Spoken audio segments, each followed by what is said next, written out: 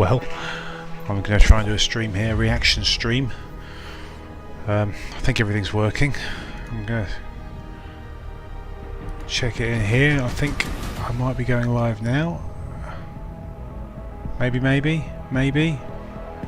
There we go, I am live. Cool. Right, so now, with that in mind, how do I get down to the URL for the stream? How do I do that?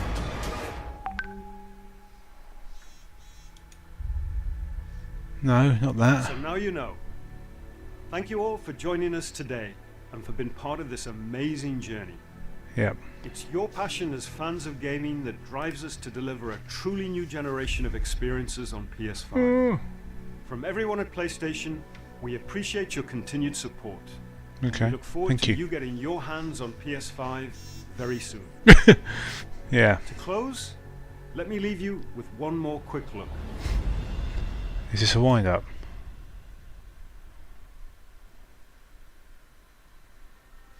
Sorry.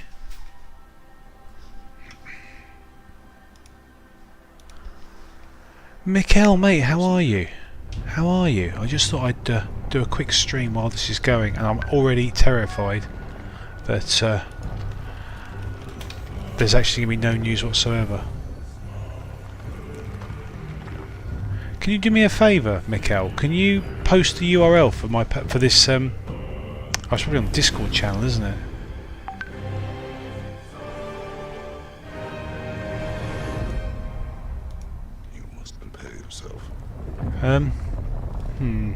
Okay, so I need to switch off a couple of things.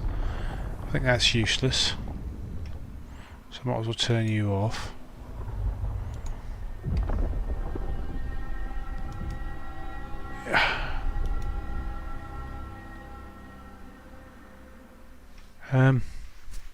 Did I miss it? Here we go again. God. Dear, dear. Okay. This all looks good. Okay, everything sound okay, Mikkel? Everything sound okay? I'm thinking about cracking on with the Battlefield stream again soon, mate, as well, if you're interested in watching.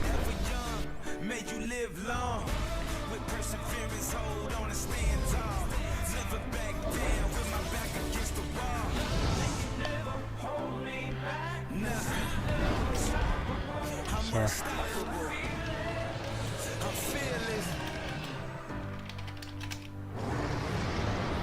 Okay.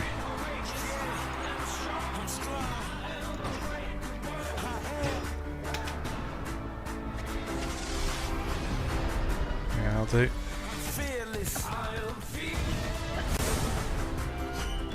Okay. Whatever, I need to go to that one. Videos. Maybe I'm in here. I am not. How did you see that I was going live then, mate?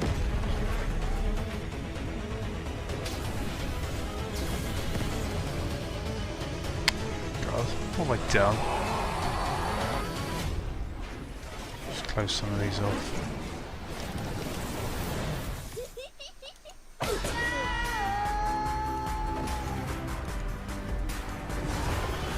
Good man, good man.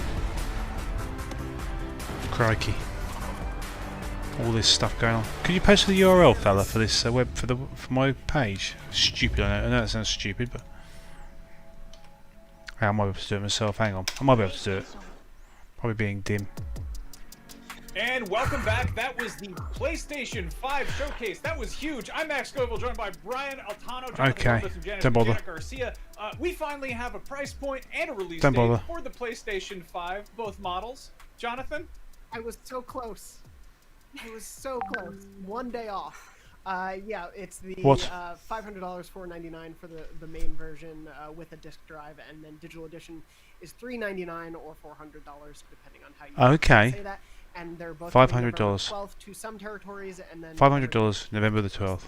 Okay. I want to point out, I was going to predict the 12th. I wrote that in our planning doc. What do you think that rates as a pounds? Probably £450. 13th, which they'd be crazy to launch a console on, but my mic wasn't working. But there it is. Fair enough. Janet, how do you feel about this? URL, mate. URL. Sorry, the YouTube URL. But don't worry. Don't worry, it's all over. I was just really skeptical based on what they are offering and the fact that it really feels like they don't need to do that. They, you know, were more successful this generation. Here we go. They are kind of already set up to be more successful this coming generation, and this just really put the nail in the coffin in terms of that. Like, they are essentially... Let's just pause that. Let's just go back a second. There we go. That's the pricing. So we got £499. £450. Okay. 49,000 for 50,000 yen. So it's an it's an extra £100, £90 in UK money for the disc version, which I can't. It looks like it's got lots of sort of wart, doesn't it, on the side there? Oh dear, oh dear. Crikey. Okay, look at these boys. You know, were more successful this generation. They are kind of already set up to be more successful this November the 12th, there we go. November the 19th. So US, UK...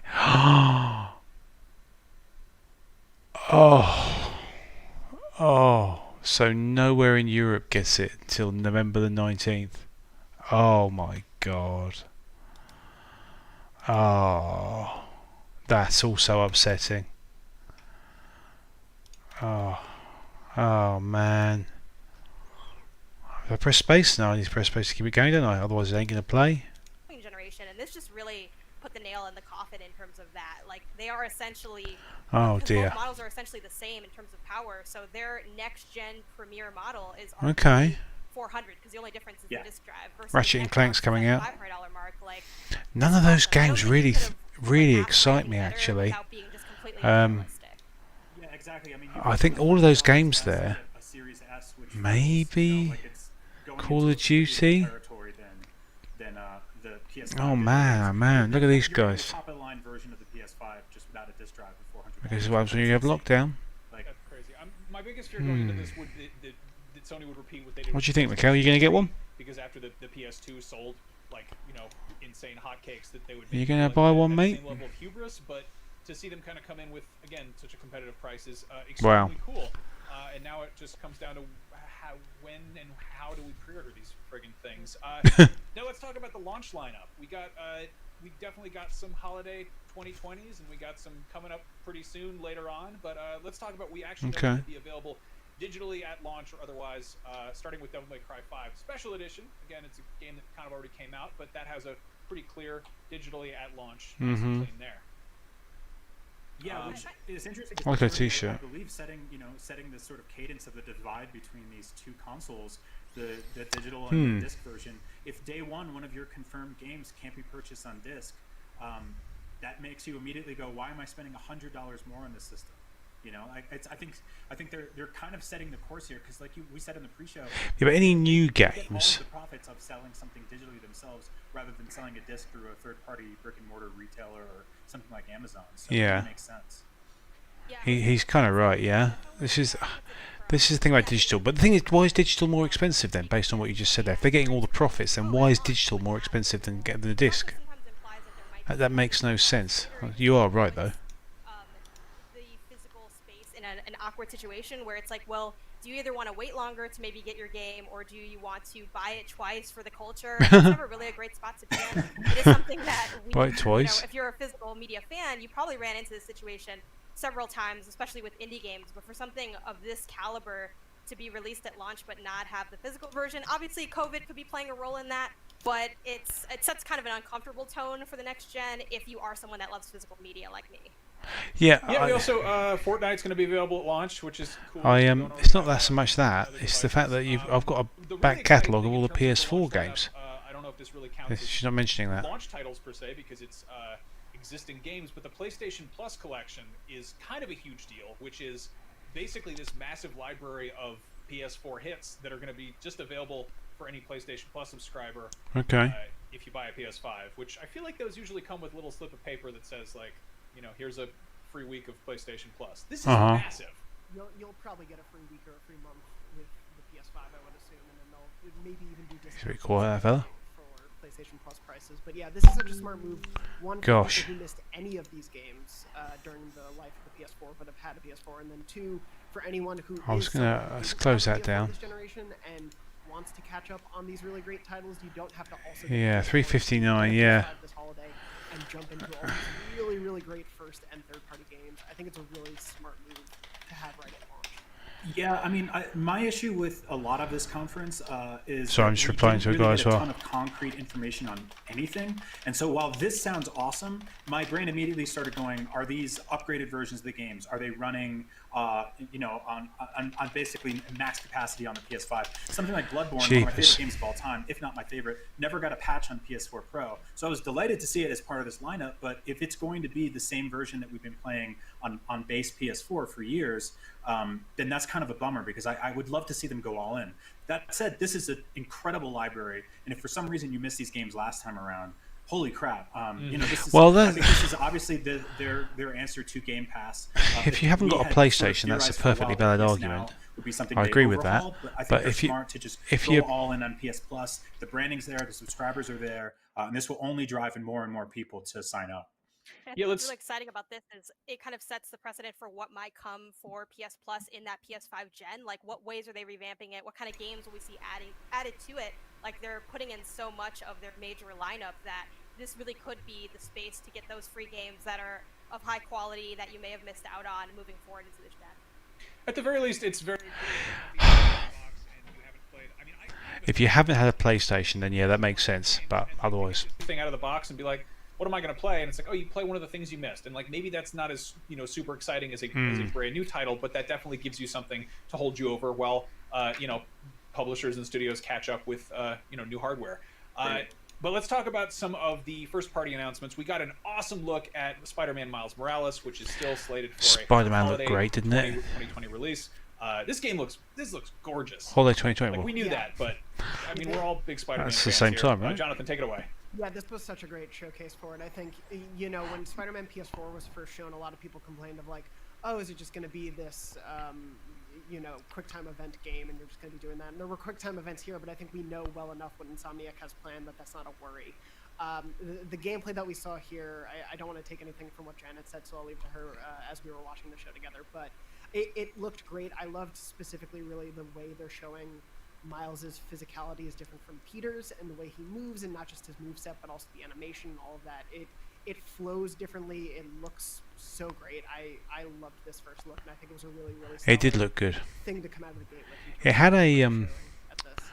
that first scene where they're Yeah, it looks walking through that fantastic. I crowd. It love had a how it kind has of this Tomb Raider slowdown thing going for feel to it. It looks like it's going to be even more exciting to sort of chase Shadow of the these Tomb Raider. attacks, and I think in a game like this, that's what really ends up being This enticing, bit, because when she was as- walking even though, through, like, the Spider-Man Mexican on PS4 carnival. wasn't I kind of, exactly obviously a not the Mexican super carnival, but hard it looks challenge, kind of but had that fun feel to games it. doing those You know? combos and pulling off like the pipe on the street and like whacking someone with it. And I think Yeah. players that are really looking to like push things further are going to have Everyone's so having a much dance fun there, chain together stuff. lovely. There's going to be all these crazy gameplay clips and gifs coming out of it, and then just even seeing it now here, it looked so gorgeous. I think we were all just taken aback by how beautiful like the lighting looked and how it just felt so. It was nice, but it's not a real scene. This is kind of like a manufactured. You couldn't walk around this. It's what's it called, on rails or whatever it is. Yeah, I think when we think about the last Spider-Man game for PS4, we think about these sort of open world physics, how incredible it was to swing around that city. It is definitely understated how phenomenal the combat was in that game for the reasons you listed, Janet. Like the creativity. Sorry, and Mikhail, fluidity if you're you had in keying, just sorry, dive bombing no, you're off not. of a skyscraper and beating up a bunch of thugs and throwing trucks at them and swinging around manhole covers and stuff like that. I need That to got go so to much my, fun. And then you started integrating all the different things you can do with suits and stuff like that. It also looks like they're doing some really interesting stuff. Let's go to my webpage and see what I'm, Seems see a what little I'm, bit darker, where I am. a little bit Library. more sinister. Although the last game did get pretty dark. Your You know, videos, here we go. They were like legitimately. Can you like, see sad me moments live? in that game. Here we go. But One this watching. entire That's scene probably felt me, I something think. Straight, like ripped out of the movie. The entire Okay. bridge sequence here was what you would find as a set piece. Yeah. In, a blockbuster Marvel film. It just looks so good, so damn good. He did the pulling together thing. That's the classic Spider-Man move of just holding the bridge together with both his arms. Guy needs to adjust his volume. Yeah, so I mean, it's good to see. We kind of, Spider-Man is sort of a known quantity. We know that that's a solid video game, and it's cool to see that it's getting. So my some friend new, Mark is saying polished bells Xbox and out whistles and November new additions 10th. to it. We do know there's going to be Xbox out 10th November. Spider-Man Xbox PS4 X same price as remastered PS5, but PS5, the which digital is gonna much come with cheaper, the but it's got Miles lower Morales spec. Ultimate Yeah. Edition.